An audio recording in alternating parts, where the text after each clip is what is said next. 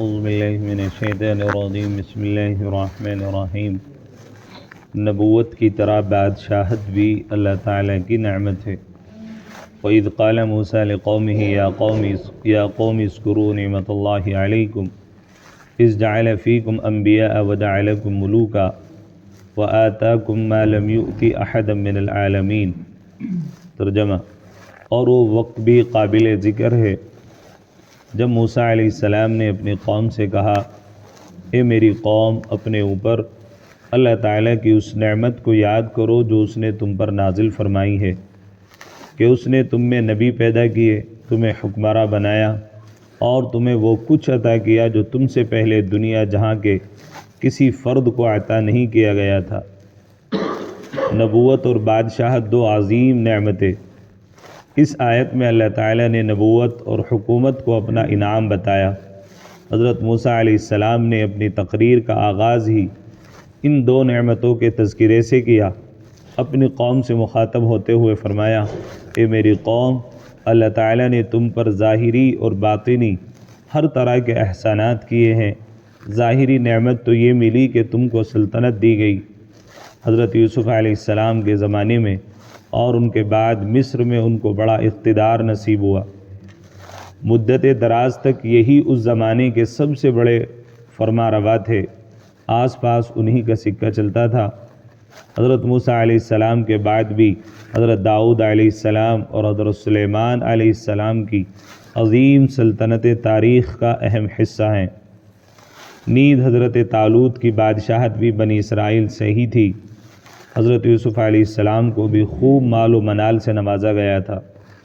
عام طور پر بادشاہ تخت و تاج کے مالک کو کہا جاتا ہے، مگر حضرت عبداللہ بن عباس رضی اللہ عنہ فرماتے ہیں کہ بنی اسرائیل ہر خوشحال اور آسودہ حال کو آدمی کو بادشاہ یعنی ملوک کہتے تھے۔ باطنی نعمت یہ ملی کہ تم میں بہت سے نبیوں کو پیدا کیا گیا۔ تفسیری روایتوں میں آتا ہے کہ بنی اسرائیل میں 4000 نبی مبعوث ہوئے۔ ظاہری نبی کی بعثت بڑے فخر کی بات ہے۔ ظاہر ہے کہ نبی کی بعثت بڑے فخر کی بات ہے۔ نیز بعض ایسی چیزوں سے بھی نوازا جو اوروں کو نصیب نہیں ہوئی، جیسے تمہارے دشمن کو پانی میں غرق کیا اور تمہارے لیے پانی سے راستے بنائے، فرعون کی غلامی اور ذلت سے تم کو نکالا۔ مشن انبیاء اور حکومت و بادشاہت، یہاں پر اللہ تعالیٰ نے نبوت اور حکومت کو جمع کر کے نعمت کہا ہے۔ اس میں ان لوگوں کے لیے بڑی عبرت ہے جو کہتے ہیں کہ دین اور سیاست الگ الگ چیزیں ہیں، یا کم از کم دین سے سیاست کا رشتہ دوسرے درجے کا ہے، یعنی سیاست کو دین میں کوئی اہم اور بنیادی حیثیت حاصل نہیں ہے۔ اس طرح کی سوچ رکھنے والوں کو اپنی اصلاح کرنے کی ضرورت ہے۔ بلا شبہ ہر نبی کی دعوت کا اساسی کلمہ لا الہ الا اللہ ہی تھا، لا حاکم الا اللہ نہ تھا، مگر اس میں کوئی شک نہیں کہ لا الہ الا اللہ کے مفہوم میں لا حاکم الا اللہ بھی شامل ہے اور الوہیت کا ایک جز حاکمیت بھی ہے۔ یہ بات ہے کہ اللہ تعالیٰ کے سوا کوئی معبود نہیں، یہ معنی بھی رکھتا ہے کہ اللہ کے سوا کوئی حاکم نہیں۔ الہ کو صرف حاکم سمجھنا ضرور غلط ہے، مگر اس سے زیادہ غلط بات یہ ہے کہ اللہ تعالیٰ کے اصل مفہوم میں حاکمیت کا تصور بھی نہ مانا جائے۔ آیت دعوت عمل دیتی ہے کہ اللہ تعالیٰ کے نظام کو نافذ کریں۔ جس طرح عبادات و معاملات میں انبیاء کی پیروی کی جاتی ہے، اسی طرح سیاست میں بھی ان کی پیروی کی جانی چاہیے۔ ضرورت ہے کہ دینی سمجھ رکھنے والے باشعور افراد میدان میں آئیں اور عملی سیاست میں حصہ لیں۔ جب سے اچھے لوگوں نے عملی سیاست میں حصہ لینا بند کیا، اوباش بدمعاشوں نے سیاست کو ہائی جیک کر لیا۔ اب نوبت یہاں تک پہنچ گئی کہ جو لوگ سیاست کرنے کے اہل تھے وہ کنارہ کش ہو گئے، اور اگر سیاست میں حصہ بھی لیتا ہے تو خود مسلمان ہی اس کا ساتھ نہیں دیتے، بلکہ الٹا اس کی مخالفت کرتے ہیں۔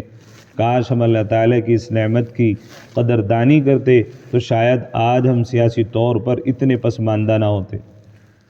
ایک سیاسی نکتہ، نبوت کے لیے تو کہا گیا جعل فیکم انبیاء، کہ تم میں سے انبیاء بنائے گئے، لیکن حکومت و اقتدار کے لیے انداز بدل کر کہا وَجَعَلَكُم مُلُوكًا، کہ تم کو بادشاہ بنا دیا، تم میں اور تم کو، کہ انداز سے یہ بات اچھی طرح سمجھ میں آتی ہے کہ نبوت ایک خاص مرتبہ ہے جو صرف اسی کے ساتھ خاص ہوتا ہے جس کو اللہ تعالیٰ اس منصب پر فائز فرماتا ہے، مگر سلطنت جس قوم کی ہوتی ہے اس کا ہر فرد عرفاً صاحب سلطنت سمجھا جاتا ہے۔ اگر کوئی شخص بادشاہ ہو جائے تو پوری قوم بادشاہ سمجھی جاتی ہے، جیسے بنو امیہ اور بنو عباس کی حکومت، غوریوں، مغلوں، انگریزوں، عربوں، ترکوں کی حکومت۔ نیز اگر کسی بادشاہی میں قوم شریک نہ ہو تو وہ استبداد اور مطلق العنانی کہلاتی ہے۔ بنی اسرائیل کی پوری دنیا پر فضیلت، بنی اسرائیل کو جو کچھ ملا وہ کسی اور کو نہیں ملا، اس کا ایک تو مطلب یہ ہے کہ کچھ خصوصی چیزوں سے بنی اسرائیل کو نوازا گیا تھا، یا یہ مطلب ہے کہ اس زمانے میں اور قوموں کو وہ خصوصیات میسر نہیں تھی جو بنی اسرائیل کو حاصل تھی۔ اللہ تعالیٰ نے بہت کچھ بنی اسرائیل کو دیا، لیکن خباثت اتنی تھی ان لوگوں کے ذہن میں۔ جب حضرت موسیٰ علیہ السلام فرعون سے نجات کے لیے مصر کو چھوڑ کر کے نکلے، دریائے نیل کے پاس پہنچے، اس وقت میں بھی یہ کہہ رہے تھے کہ موسیٰ اپنے رب سے دعا کر ہمارے لیے رستہ بنائے۔ جب بھی یہ نہیں کہا ہمارے رب سے دعا کر، اپنے رب سے دعا کر۔ رستے بن گئے، نکل گئے، وادی تیہ میں بھٹکتے رہے۔ ایک میدان تھا، یہ اللہ تعالیٰ کی طرف سے سزا تھی۔ 40 سال تک اسی میدان میں بھٹکتے رہے، صبح کو جہاں سے چلتے، شام جہاں ہوتی تو پھر صبح کو دیکھتے کہ وہیں کے وہیں ہے۔ 40 سال تک اس میدان میں اللہ نے بھٹکایا۔ اس میں بھی حضرت موسیٰ علیہ السلام سے کہنے لگے ہمارے لیے اپنے رب سے دعا کر، ہمیں بھوک لگتی ہے، کھانا اتارے۔ آسمان سے منّا اور سلوہ اترتا تھا۔ ایسے ہی انہوں نے کہا کہ موسیٰ اپنے رب سے دعا کر ہمارے لیے پانی کا انتظام ہو۔ اللہ تعالیٰ نے پانی کا انتظام کروایا کہ حضرت موسیٰ نے اپنے عصا کو جو ہے ایک پتھر پر مارا، 12 چشمے نکل آئے پانی کے۔ اتنا کچھ ہونے کے باوجود بھی یہی کہتے تھے کہ اپنے رب سے دعا کر۔ وَقُولُوا حِطَّةٌ، پھر اللہ تعالیٰ نے وہاں سے نکلنے کا جب رستہ بتایا تو اللہ نے کہا کہ سجدہ کرتے ہوئے بستی میں داخل ہونا، حِطَّةٌ کہتے ہوئے داخل ہونا۔ حِطَّةٌ کے بجائے حِنطَةٌ کہتے ہوئے داخل ہوئے، اور سجدہ کرنے کے بجائے اپنے کولہوں کے بل چل کر کے گئے اس شہر میں۔ پھر اللہ تعالیٰ کا غضب ان کے اوپر نازل ہوا۔